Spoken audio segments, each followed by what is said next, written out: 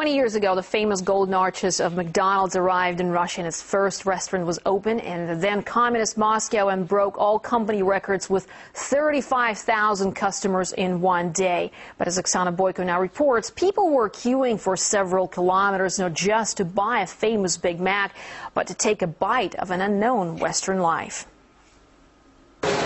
Long lines for fast food and a taste of freedom in a loved country.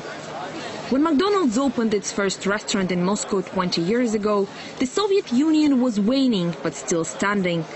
The borders were closed, the choice was dismal. So to many Soviet people, French fries tasted more like freedom fries. Back then, in order to travel to a foreign country, one needed to get all sorts of permissions. So for many, walking through McDonald's door was like crossing the border control. It was like another world for us. Natalia Kolesnikova was among those who endured hours in sub-zero temperatures to try her first Big Mac. And while she is no fan of junk food, she says in 1990 the McDonald's menu was full of delicacies. It was like going to a major premiere. People were coming here from all around Moscow. Some had even driven from beyond the city. When guests came to visit, taking them to McDonald's was just as important as showing them around the Kremlin. It took McDonald's 14 years of intense negotiations with the Communist Party bosses to open its first outlet. But once the golden arches appeared in Moscow, it meant far more than just business expansion. McDonald's was not so much a fast food chain, but rather a symbol of freedom, a symbol of the Western values coming to Russia. No wonder the Communist Party objected so fiercely, but at the end it didn't have any choice. With more than 230 outlets across Russia, McDonald's now controls about two-thirds of Russia's quick-service restaurant market, all thanks to its first-come, first-served strategy. The arrival of McDonald's in Moscow was a sign of changing times, but it was also a very good business decision. To this day, this location continues to be the Golden Arch's largest and busiest restaurant in the world, while Russia as a whole boasts the highest sales and profits on a per-restaurant basis.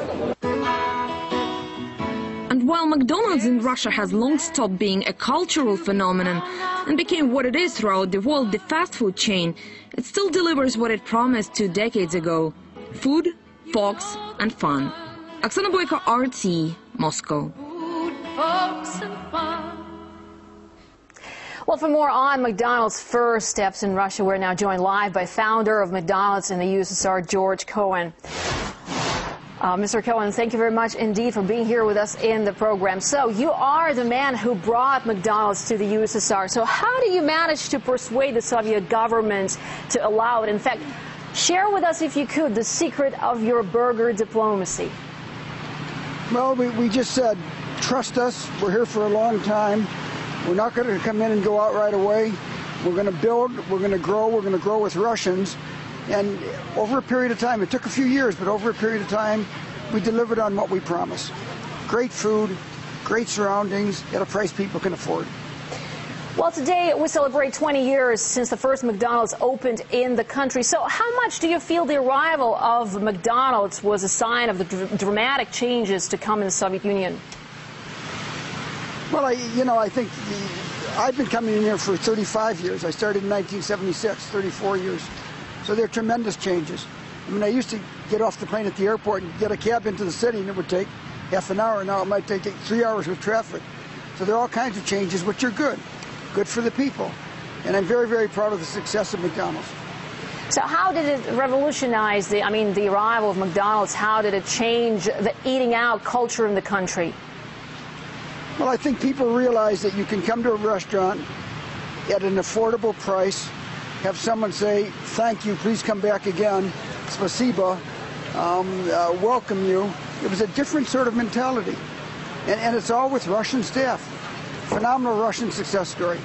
Canadian Dream ended up as a Russian success story, which is the way I always hoped it would be. Well, also, Mr. Cohen, the story of how negotiations took place is very interesting. If we could perhaps go back several decades, if you could tell us how negotiations took place on opening the first McDonald's. As I know, it took you a while to actually implement your plans. It took 14 years. So, you know, I weighed in 1976 in the height of the Cold War. You know, it's Ronald Reagan saying this is the evil empire. It's me talking about, you know, capitalism versus communism. So I've got to go through all of those things. But I think people are the same anywhere in the world, and I like to think of it as sort of burger diplomacy, and it worked out well. It worked out really well. Well, also what's interesting, you met Mikhail Gorbachev, so did you ever expect your work to put you in contact with such influential people? Well, it's just nice to meet people that have made a change in the world. I have a great respect for Mr. Gorbachev. I have a great respect for Alexander Yakovlev, who was chief of ideology during those days. He was a good friend of mine, a good Druid, and I've made some wonderful friends here. Well, you've been here for 20 years now, and over that period of time, a lot of things happened in the country. There were ups and downs.